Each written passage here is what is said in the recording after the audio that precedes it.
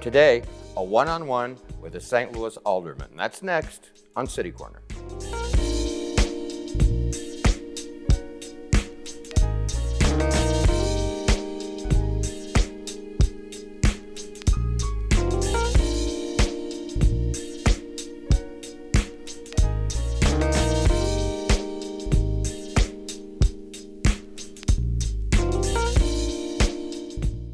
I'm Steve Potter, welcome to City Corner, and today I want to introduce you to one of St. Louis's aldermen. That's Shameem Clark Hubbard. Shameem, how are you? Thank you, nice to see you. Thank you, Steve, for having me. Yes, we just met. Yes.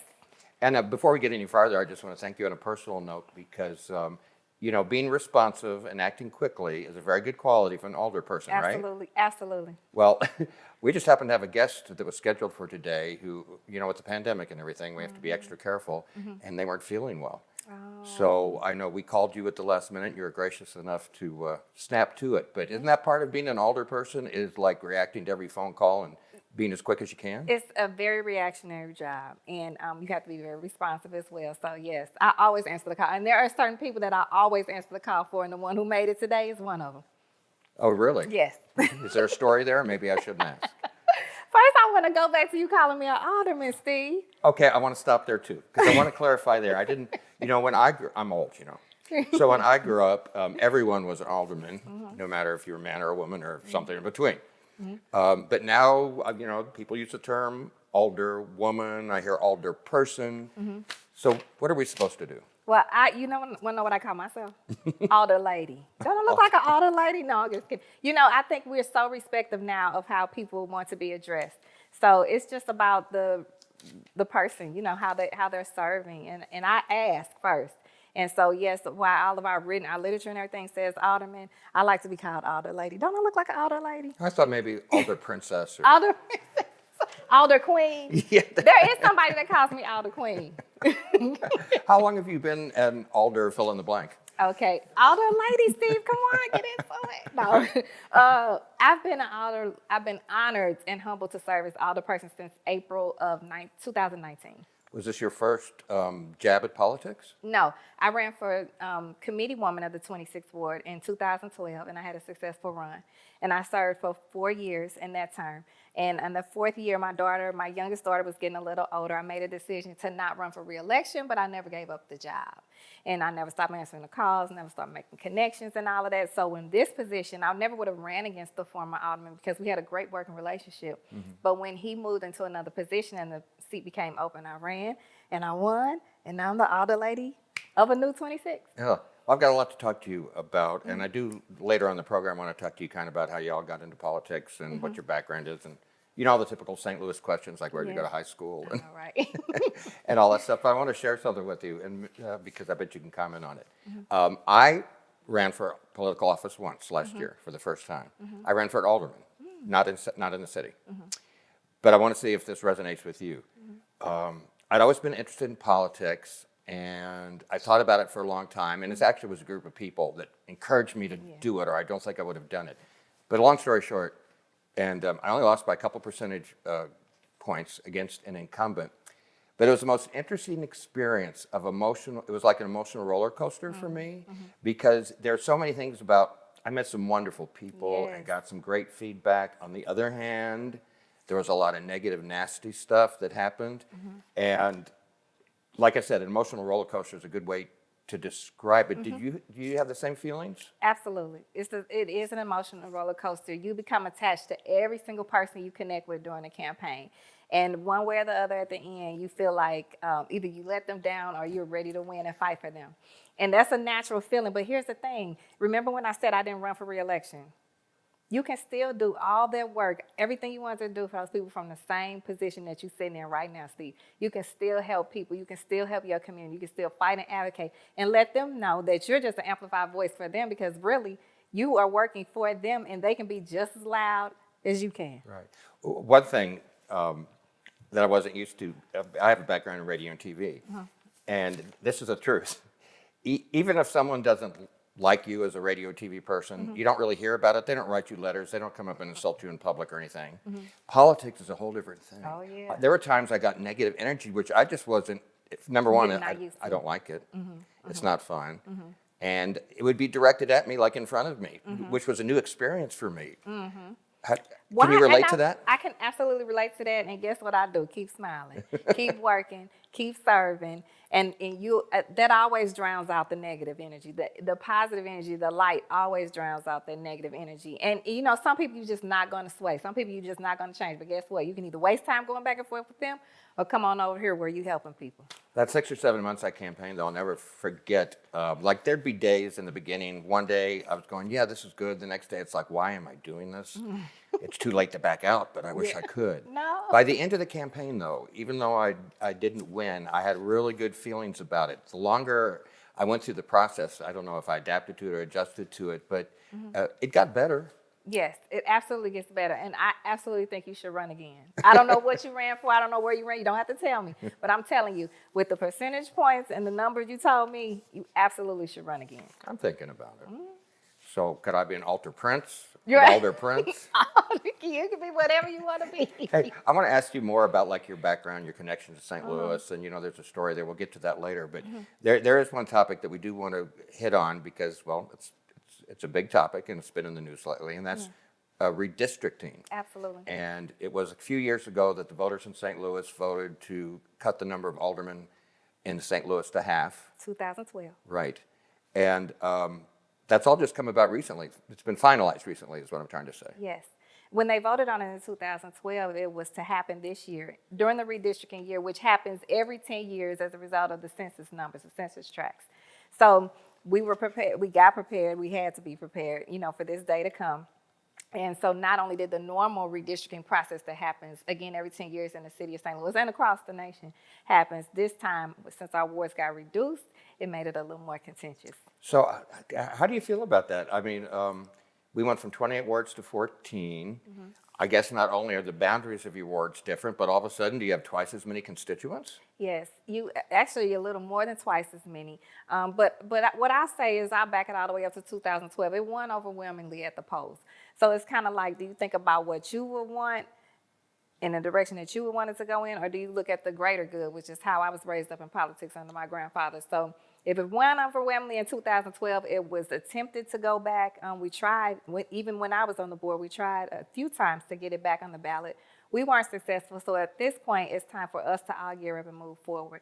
I think it was over 700,000 people when they had 28 wards, and now it's 200, maybe over 300,000 people. So, you know, it was time for change. I guess there are different ways to look at it, and I want to hear your perspective on it. So you have a certain number of wards, right? And so if you're going to cut the number of alder people in half, that means you are serving twice the constituents. Can you do as good a job? On the other hand, when there are too many aldermen, I would think maybe it's harder to get things done. So I can see positive and negatives in both. Yeah, you can see positive and negatives in both, but what I see positive the most, Steve, is that out of the 14, we better get 14 good people in there that's going to work together and work collectively to move our city forward. Okay, so you were originally in the 26th ward, but you're sort of kind of in a flux situation now, right? Right. Yes. Explain that. The flux situation, as you put it, is that the new wards were drawn and made legal as of January 1st of this year. So I legally live in the 10th ward. I represent the 26th ward, which I belovedly called a new 26. So right now, and even back then, Steve, whoever calls me, I'm going to answer the call and I'm going to respond, and I'm going to make sure if I can't get it done, I can connect them to somebody that can.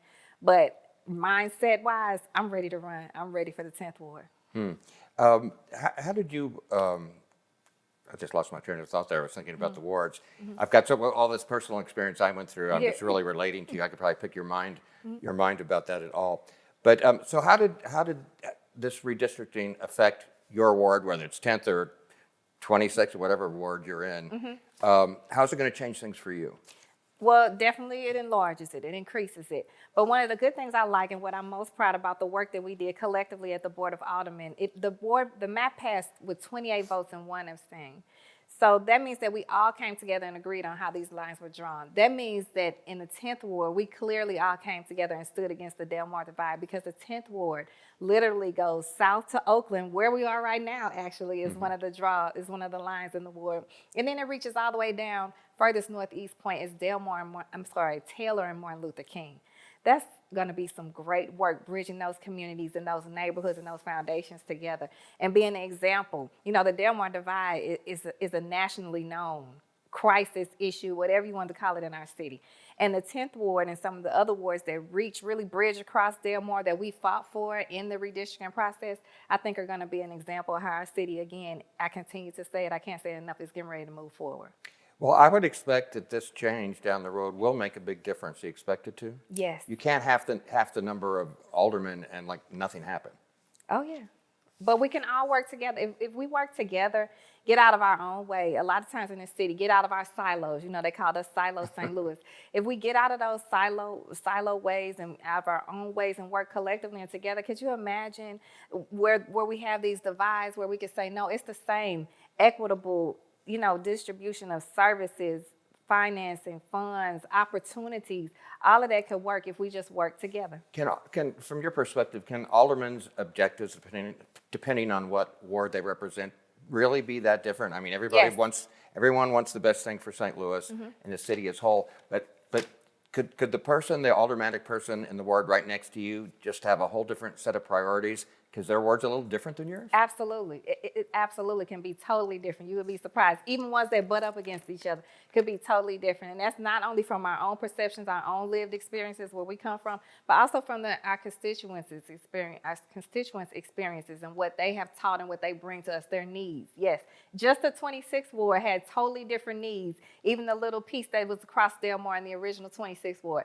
The calls that I got from that southern end of the ward were completely different from the calls that I got from the furthest northeast point of the ward, which I'm so proud was Wold Community Center. I think you started touching on it, but when's all the smoke going to clear then? You know, it's the legal opinion that we're waiting on. Honestly, Steve, it's weird because, again, legally, the new map has 14 wards, and that went into effect on January 1st of 2022. But we still have 28 sitting alderpersons until 2023 when we run in our re-election. It'll be a clean slate. So I don't think any of us are packing our bags and getting out the way and getting ready, you know, not serve for this last year and a half. So I think we're all just working together to see, again, there's going to be some conversations with the Board of Elections directors, Gary Stoff and Ben Borgenmeyer in the future. But with that being said, again, nobody turned their phones off on January 1st. We're all still here to serve. All right. Well, we need to take a little break. We'll come back. We'll pick up where we left off, and I've got some miscellaneous questions to ask you. Go ahead. Shameem Clark Hubbard is our guest today, and we'll be back with more City Corner right after this.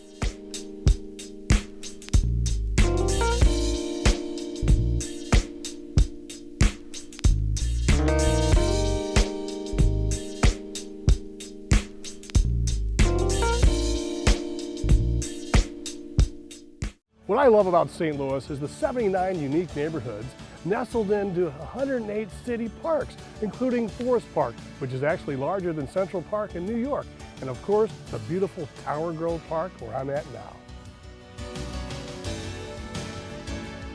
Oh, the St. Louis Blues. We've got the St. Louis Surge, two-time WBCBL champions. We've got Harris Stowe, WashU, St. Louis University, and of course, the 11-time World Series champion, St. Louis Cardinals.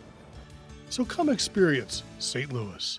Operation Wonder Park is a go! There's nothing more powerful than imagination. But don't just imagine. Use STEM to change the world. Who's with me? Oh, it's gonna hurt tomorrow. If she can STEM, so can you. Find out more at She Can STEM.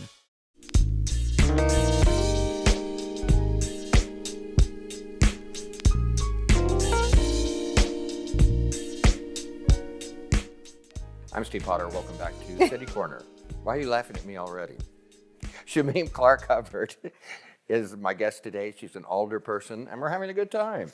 We are. You know I'm laughing because you told me to call you Sir Potter. And so when I heard you say it. I didn't say that on the air, though. I told you that off the air. It's okay. We're having fun. Well, you're an alder person, alderwoman, whatever you are. Alder lady. Steve. Alder lady, that's right. Alder lady.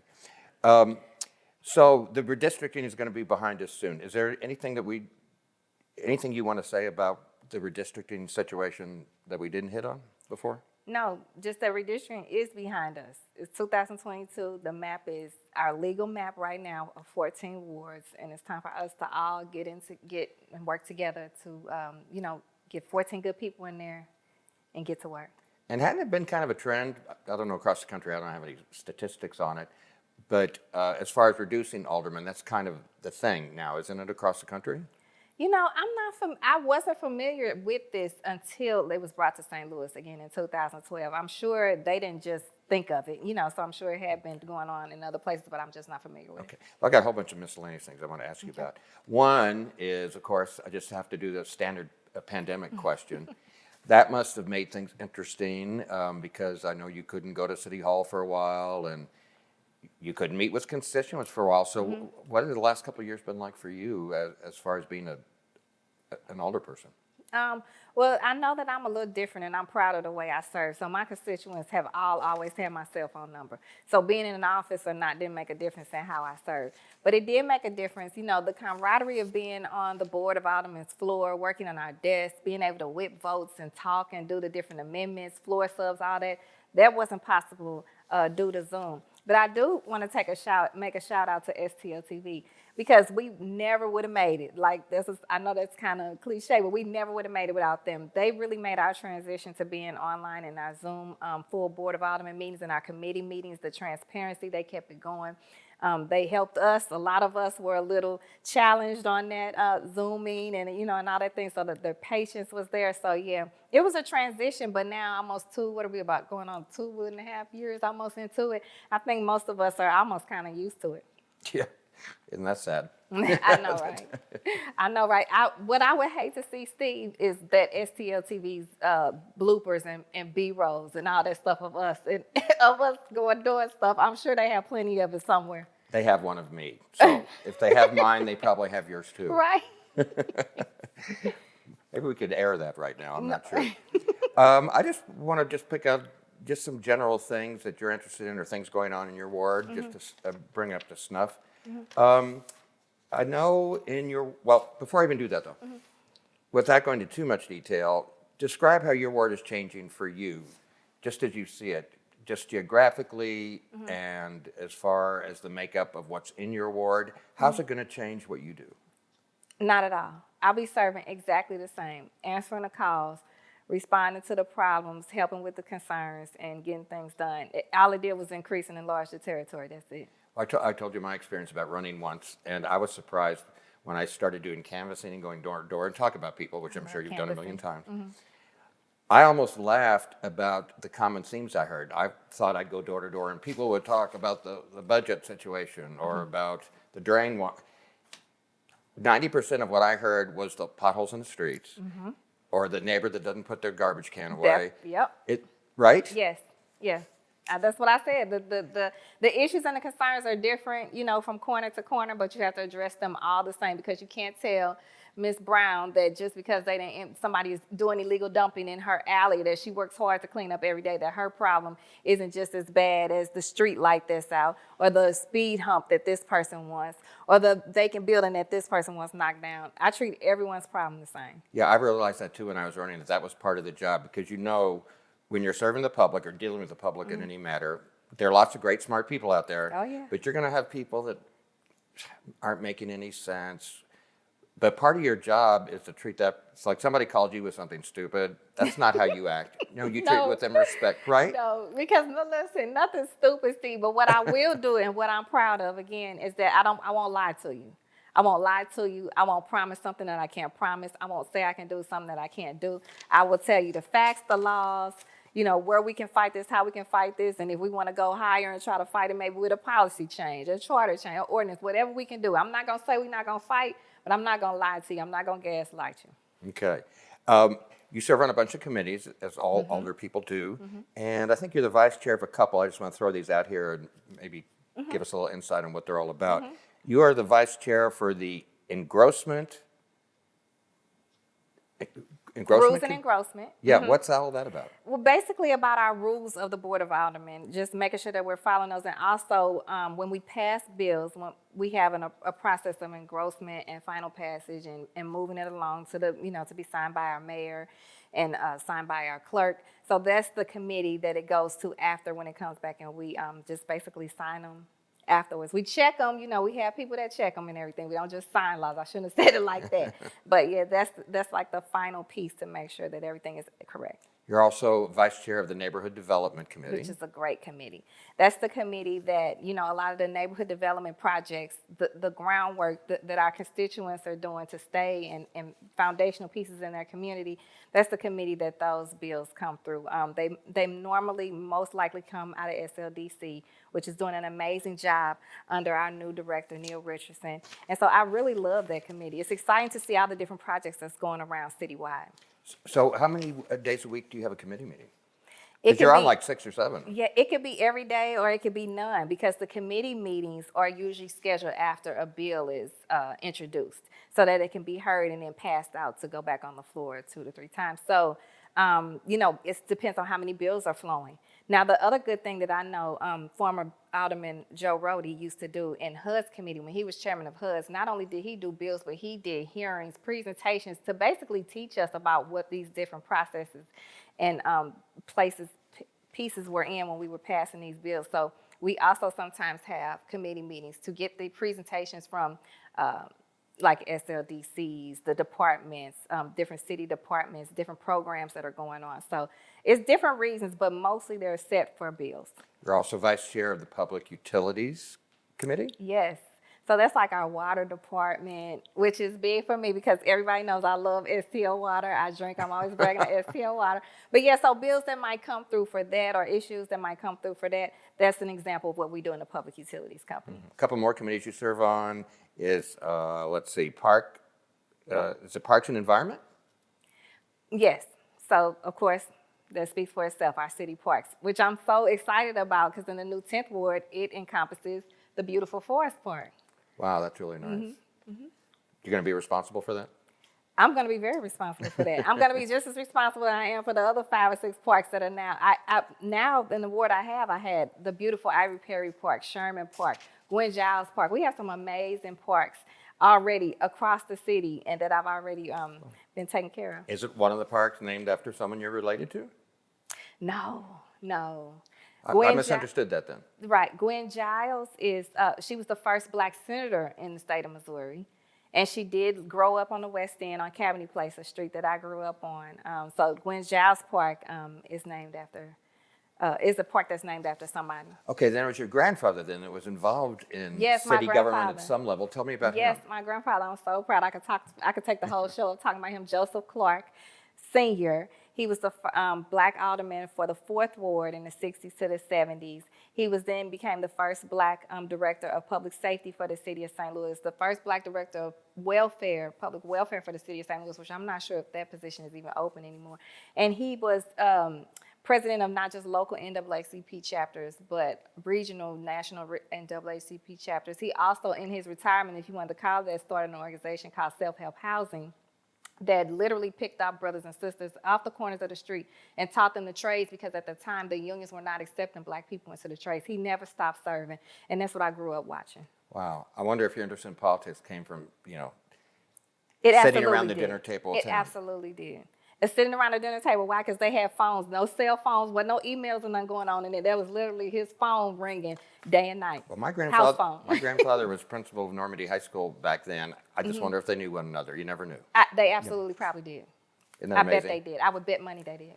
Tell me about the Wall Recreation Center. That's in your district. Woe Recreation Center. I was so proud and so honored to be able to serve as their alderperson this last 4 years. It's a jewel, a diamond in the rough. They do so many amazing things there on the little bit of resources that they sometimes have had to do it on. The care that they give there, it's unmatched. And the kids, when you see the children coming in there, their faces are light up. It's literally like a family. And I know this name might sound familiar. Jason Tatum grew up, and a lot of other people grew up coming out of Woe. But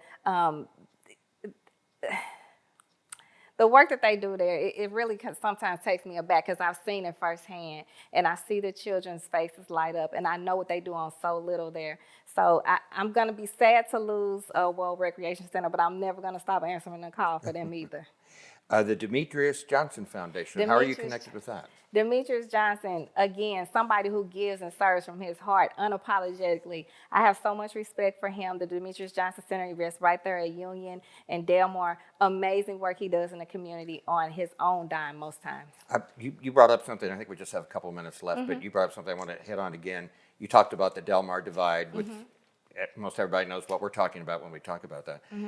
But there's something else I thought was a typo at first, but there's something you call the Delmar Divine. No, yeah. Oh, no, the Delmar Divine. Maxine Clark, everybody knows the amazing, uncomfortable Maxine Clark.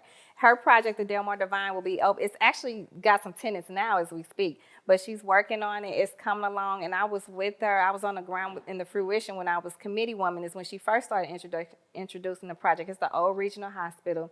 It's going to be, for me, when I describe it to people, it's put you in the mind of Cortex, but for non-for-profits. All non-for-profits coming together, working collectively to help and bring their resources to the community. And she's also going to have some residential housing. It's an amazing project. They can definitely look up Delmar Divine. And that's like located on what we think of On as the Delmar Divide it's right now. Literally on the Delmar Divide, and it's on the north side of the Delmar Divide, which makes it even I better. kind of like what that represents. We're taking something that caused division, Yes. but now it's going to be divine. Yes, yes. You know, you have to have her on one day so she could tell you the story and the passion behind that and how she even came up with the name. Right. Well, I don't know, as a way to wrap things up, do you have any message that you would like to give your constituents in your new ward? I would like to give constituents across the city of St. Louis, 2023 is going to be a clean slate for us. We all need to work together, get us 14 good people, get behind 14 good people that's going to move our city forward. Change is hard for some people, but if we do it together, it makes it easier. And the idea that we're going to be able to bridge these neighborhoods, these organizations, these foundations, and these associations together, it just excites me, and I just really can't wait. And whether it's an aldermanic election or any kind of else, are enough people voting? No, never. Enough people are not voting until we get everybody voting. So make sure you're registered. Look at the news now. Look how we're fighting just for some of our basic voting rights right now as we speak. So no, we need to get everybody registered and everybody voting. Any event you have, and I'm saying make it a voter drive. And the Crown Act. The Crown Act was where I was just admiring your hair. Yeah. The Crown Act was literally because I have been a licensed cosmetologist in the city of St. Louis over 27 years now. The Crown Act was where my passion met policy and purpose, for that matter. And so I was able to fight against discrimination in hair, especially for African American women. Well, Shameem Clark Hubbard, thank you so much for coming to join us today. It was a pleasure meeting you for the first time. Yeah. Keep up the good work, and I think we all love St. Louis, and Yes, we want that's it to the be the bottom best line. as it can be. Yes, we St. Louis. And there's information if people want to get a hold of you, and you'll call them back. I definitely will. Shameem Clark Hubbard, thank you so much again. Thank you so much. I'm Steve Potter. This is City Corner. Thanks for joining us, and please join us next time, too. Bye.